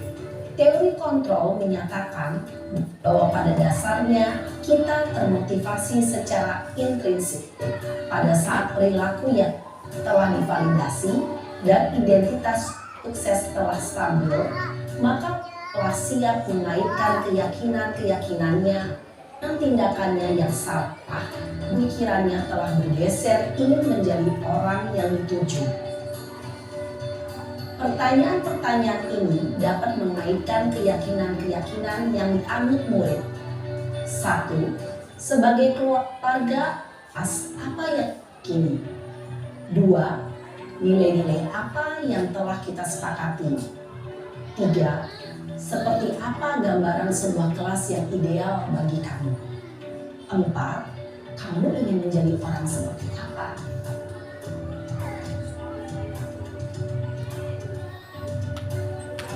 Dalam menerapkan segitiga restitusi perlu diperhatikan beberapa hal, yaitu 1. Perilaku salah perlu dikaitkan dengan nilai-nilai atau keyakinan yang telah disepakati atau dituju. 2. Kesediaan orang yang melakukan kesalahan untuk memperbaiki masalah. 3. Pemecahan masalah sebisa mungkin relevan atau memiliki hubungan dengan masalah yang ada. 4. Usaha. Perlu adanya suatu usaha perbaikan dari pihak yang berbuat kesalahan. 5. Waktu. Perlu didedikasikan waktu dari pihak yang berbuat kesalahan. Tanyakan kapan akan mulai diberlakukan usaha untuk memperbaiki masalah. Dengan memahami struktur penerapan segitiga restitusi, diharapkan guru menerapkan posisinya sebagai manajer dengan pertanyaan-pertanyaan bermakna yang dapat membuat murid menjadi lebih percaya diri, bertanggung jawab, dan mandiri. Nah, Ibu Bapak Guru perlu tidaknya mengikuti ketiga tahapan dalam segitiga restitusi bergantung pada ringan beratnya suatu permasalahan. Misalnya, bila permasalahan tersebut ringan, maka tidak perlu dijalankan secara berurutan. Bahkan bisa semudah menanyakan apa keyakinan yang kita sepakati. Dengan menjalankan segitiga restitusi, dengan mengajukan pertanyaan-pertanyaan bermakna, murid menjadi lebih kuat secara pribadi, dapat membuka wawasan murid agar dapat menyelesaikan permasalahannya sendiri, semakin berdiri, mandiri, dan merdeka. Salam dan bahagia, Ibu Bapak Guru hebat.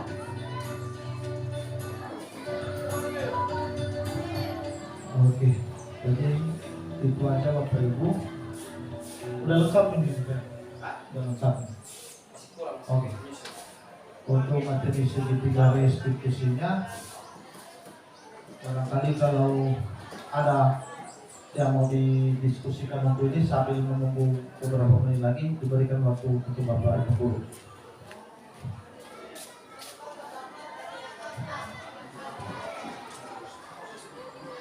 Nah, tadi ada katanya keyakinan kelas. Ini enggak cukup waktu kita. Keyakinan kelas itu udah kita buat, ya. Keyakinan kelas itu seyogianya dibuat, disusun itu di kelas atau keyakinan sekolah dengan pelibatan murid dan Bapak Ibu Guru. Ada proses penyusunan keyakinan kelas tersebut.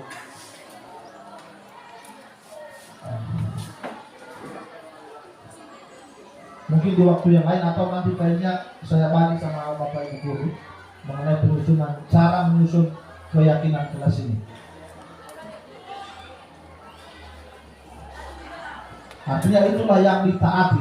Keyakinan kelas ini kurang lebih jadi aturan yang berlaku dalam kelas kita, dalam sekolah kita.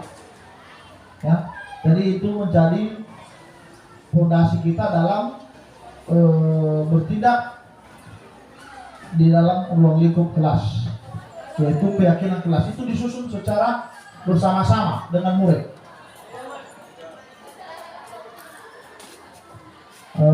Satu lagi mungkin Bapak Ibu sambil menunggu makan siang kita karena nggak ada pertanyaan diskusi dari teman-teman. Saya tadi sudah sampaikan ada 5 kebutuhan dasar manusia. Kita coba lihat di sini menurut William Glasser 5 kebutuhan dasar manusia.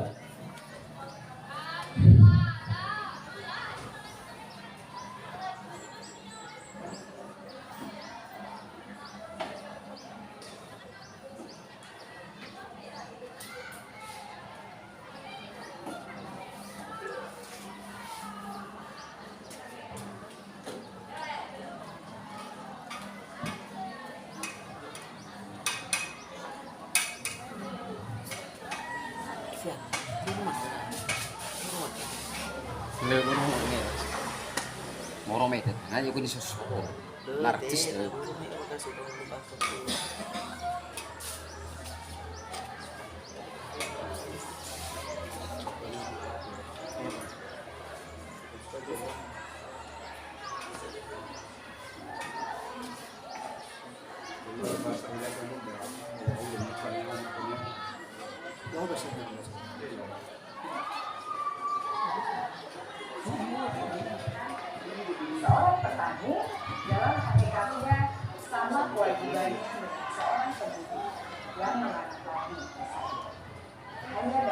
masih ada di Ia dapat memperbaiki kondisi tanah, pelihara tanaman padi, beri dan air, masuk buah-buah atau jamur-jamur yang tergabung di tanaman padi, dan lain sebagainya.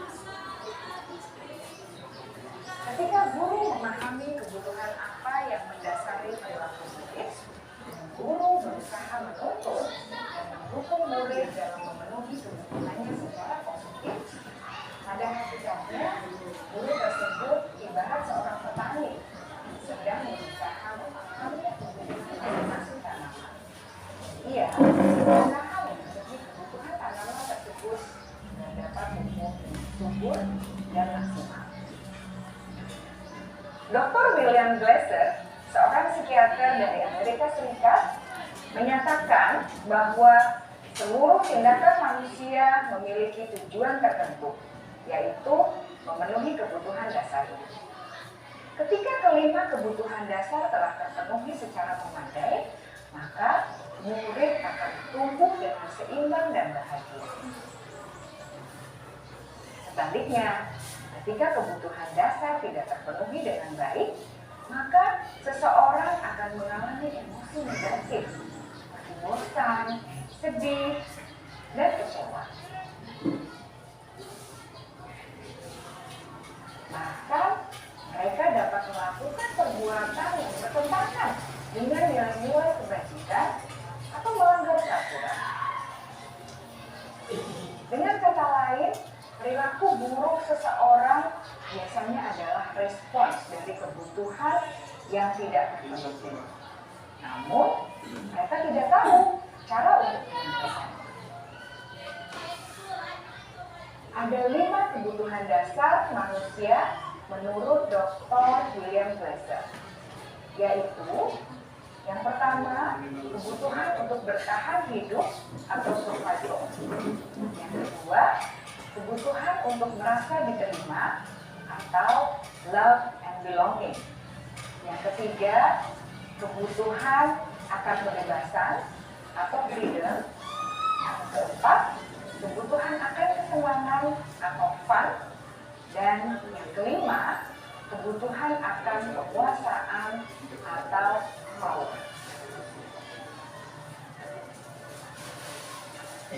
Kebutuhan dasar yang pertama adalah kebutuhan yang bersifat fisiologis untuk bertahan hidup atau survival. Misalnya, kesehatan, rumah, dan makanan. Kebutuhan biologis sebagai bagian dari proses Oke, saya rasa bisa kita lanjutkan nanti karena udah lain waktu. Artinya materi-materi juga nanti akan saya share kepada teman-teman kalau masih butuh. Dan untuk kegiatan ini maka kita akhiri. Masih ada Pak? Oke, satu lagi dari Pak Asugian, silahkan. Baik, mungkin ya Bapak Ibu, sebelum ditutup, mungkin ini hanya dari saya, mungkin dari dalam hati saya.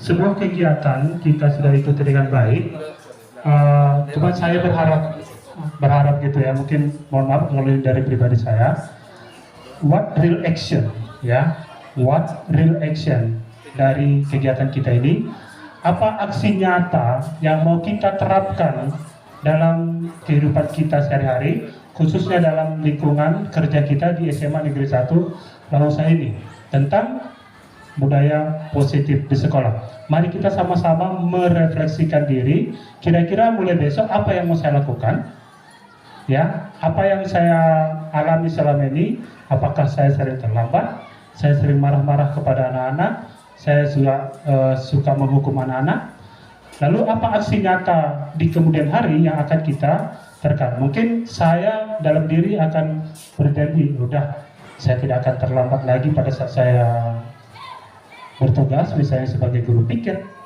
ya, atau mungkin saya tidak akan terlambat masuk ke kelas pada saat jam saya masuk ke kelas tepat waktu, sehingga anak-anak juga bisa meneladani saya untuk bisa masuk ke kelas dengan tepat waktu. Jadi menurut saya yang paling penting dari setelah melakukan sebuah kegiatan lah, what is action, ya, apa aksi nyata yang mau kita lakukan. Jangan sampai nanti yang udah dijabarkan tadi masih terulang dalam dunia kerja kita.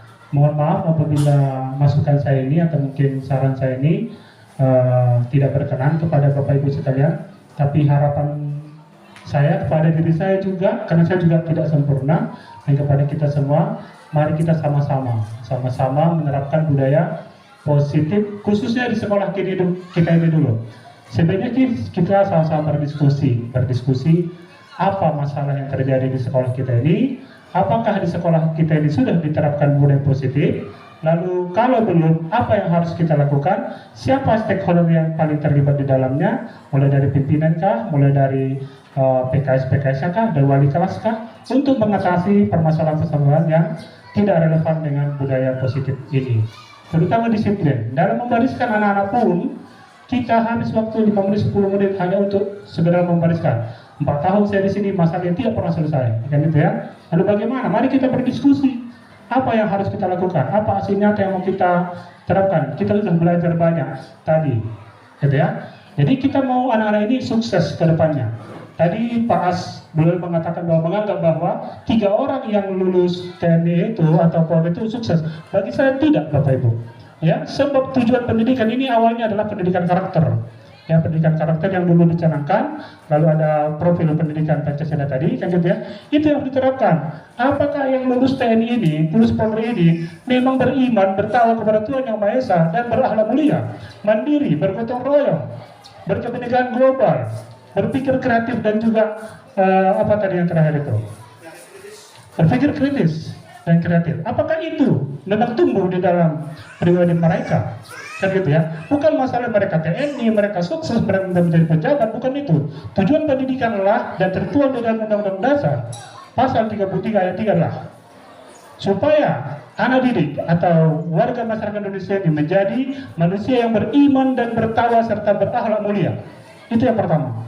Ya, lalu kita sebagai stakeholder pendidikan tentu yang pertama sekali adalah menjadi teladan. Ya, mungkin susah menjadi teladan, tapi mungkin pelan-pelan mari kita berdiskusi, mari kita terapkan gitu. Itu saja mungkin dari saya tambahan Pak Halawa. Saya sangat apresiasi kegiatan ini, luar biasa, banyak hal yang bisa saya dapat dari sini.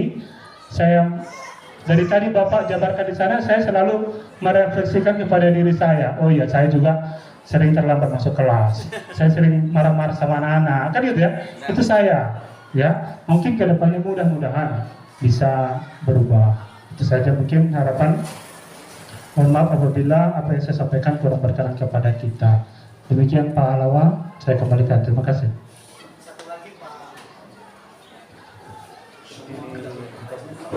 Sini dia. Karena lama-lama ya baik, terima kasih. Ini hanya tanggapan. Menurut saya tadi video yang telah ditampilkan itu sudah posisi yang benar, mengarahkan guru, mengarahkan siswanya supaya tidak terlalu menanggapi hal-hal yang tidak etis. Kalau menurut saya, alangkah baiknya juga diberikan video yang tidak sesuai. Artinya, itu kan guru memberikan solusi kepada siswanya, mengarahkan supaya di kemudian hari tidak lagi sedemikian. Ada video yang pernah saya tonton juga, ya. Itu siswanya sering terlambat masuk di dalam kelas. Sama seperti yang ini tadi, cuman pokok permasalahannya tadi berbeda. Jadi guru tersebut dia sudah di dalam kelas, siswanya masuk. Ada berturut-turut sekitar 1 minggu demikian. Lalu gurunya ini mengambil tindakan terus. Pertamanya mengarahkan, jangan seperti begitu. Lalu siswanya terus menerus, gurunya bertindak. Sampai-sampai siswanya itu, rekan-rekannya di dalam kelas melempar siswa yang ini tadi yang terlambat. Karena guru tersebut tadi tidak menanyakan apa sebab akibat kenapa anak tersebut sering terlambat. langsung mengambil tindakan. Nah, sehingga itu yang terjadi. Makanya tadi saya bilang sebagai bahan pertimbangan kepada kita, manakah yang harus kita lakukan, yang video yang pertama tadi atau yang tidak baik itu. Karena menurut saya, Bapak Ibu, mohon maaf, karena semuanya ini adalah kembali kepada guru. Semuanya kembali kepada guru. Sedikit ada saya lihat di sini, ada 5 item. Ada 5 item memotivasi siswa yang benar. Salah satunya adalah kualitas guru. Nah, ini salah satunya, dan yang pertama diterapkan di sini adalah kualitas guru. Kalaupun seandainya demikian tadi disampaikan di video itu, kalau seandainya kualitas guru itu tidak maksimal, ya tidak sedemikian. Makanya saya bilang ini semua yang diterapkan pada hari ini adalah kembali kepada kita. Kemampuan, konsep atau metode. Metode kita sebagai Bapak Ibu guru, bagaimana menanggapi masalah atau memotivasi siswa itu supaya lebih bagus lagi ke depan. Kenapa tidak dikedepankan? Kenapa tidak dikasih nomor 2 di sini mengenai proses pembelajaran di dalam kelas atau kualitas pembelajaran, memaksimalkan fasilitas pembelajaran? Kenapa tidak dinomorsatukan? Kenapa yang dinomorsatukan di sini adalah kualitas guru? Nah, ini. Jadi kembali kepada kita mampukah kita menjadi guru yang profesional atau tidak, sehingga kita bisa memaksimalkan, mengubah siswa dan siswi itu menjadi yang lebih baik ke depan. Jadi tanggapan saya ini adalah kembali kepada kita semua, apakah kita itu menjadi guru yang berkualitas atau yang sebaliknya. Barangkali itu tanggapan dari saya. Demikian saya kembalikan. Terima kasih.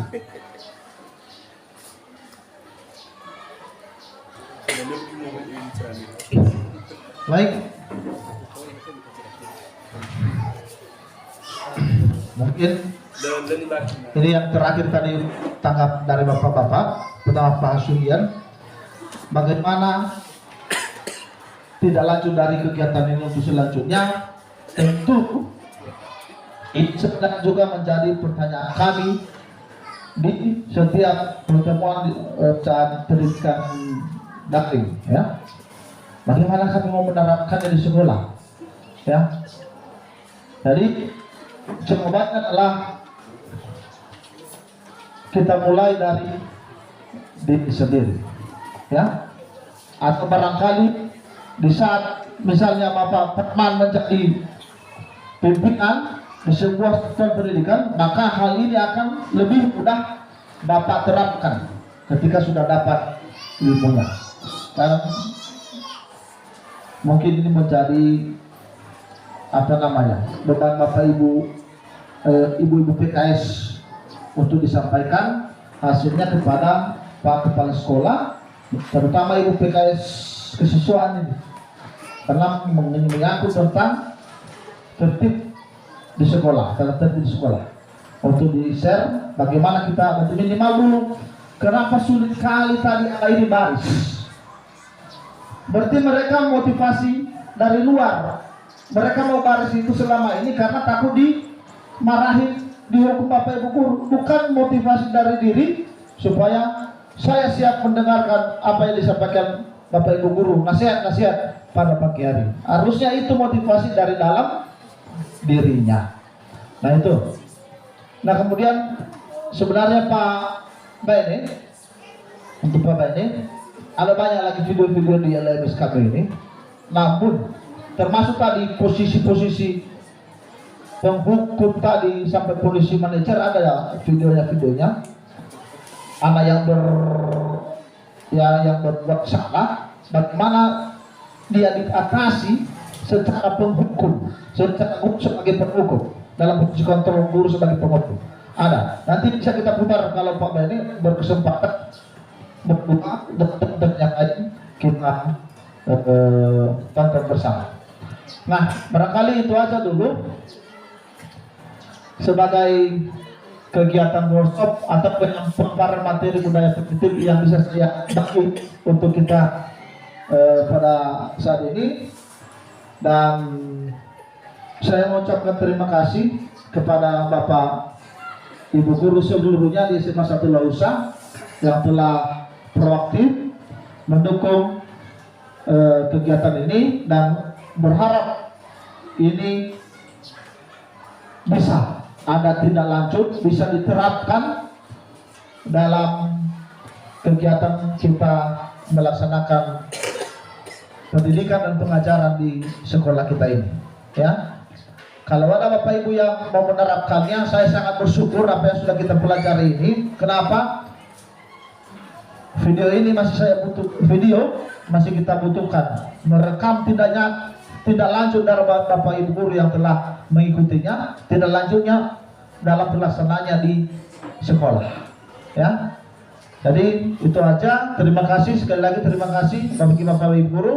Dan karena sudah selesai, maka saya tutup kegiatan workshop ini dan saya kembalikan kepada pembawa acara, dan saya sapa kita kembali dalam bahasa Indonesia dulu. Selamat siang.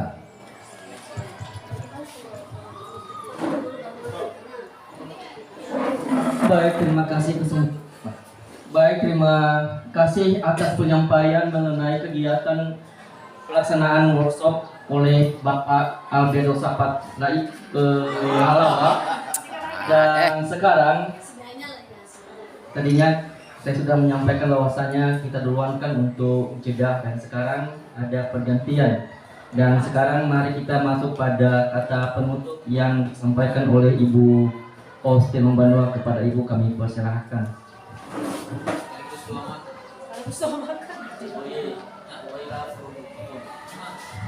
Nah baik, terima kasih kesempatan yang diberikan oleh pembawa acara. Nuwaita zara-zara, nuwaita fefu-yahu. Pertama-tama kita panjatkan syukur kepada Tuhan, di mana pelaksanaan workshop budaya positif di sekolah kita ini yang diselenggarakan oleh Bapak Al-Halawa pada hari ini. Kita bersyukur mulai dari awal hingga selesai saat ini, kita semua Bapak Ibu guru telah mengikuti dengan serius, ya. Kedua, kami berterima kasih, ya, Bapak Ibu guru berterima kasih sangat kepada Bapak Halawa, di mana pada kesempatan ini telah menyampaikan beberapa materi tentang workshop budaya positif di sekolah, dan semoga penyampaian materi ini semoga menjadi motivasi bagi kita Bapak Ibu guru, dan semoga kita melakukannya di sekolah kita yang tercinta ini. Ketiga, saya akan menanggapi sedikit yang disampaikan oleh Bapak Benny tadi, di mana bagaimana cara kita memperlakukan siswa itu supaya sesuai dengan keinginan kita, ya. Pertama-tama Bapak Ibu, ini masalah Sibedasius contoh, ya. Masalah Sibedasius berapa kali dipanggil orang tua, dan berapa kali saya sebagai PKS kesiswaan pusing saya, dan saya pribadi merasa saya tidak sanggup, ya. Kenapa? Pendidikan pertama ini sebenarnya dari rumah, ya. Kalau orang tua benar-benar mendidik anaknya dari rumah, maka kita hanya melanjutkan di sekolah Bapak Ibu, ya. Seperti yang dikatakan Bapak Al tadi, semuanya itu sesuai dengan pribadi masing-masing. Kontrol diri, ya. Jadi kita sama-sama, orang tua dan guru sama-sama, ya. Jangan kita beranggapan ini semua hanya guru saja, ya, hanya guru saja. Jadi barangkali itu saja yang perlu saya sampaikan, dan saya berharap kepada kita semua, semoga pada hari ini apa yang telah disampaikan oleh Pak Halawa, semoga kita semua Bapak Ibu guru yang mendengarkan ini tergerak hati untuk mengikuti guru penggerak. Terima kasih. Saya sapa ke dalam bahasa daerah kita nih, Yahoo.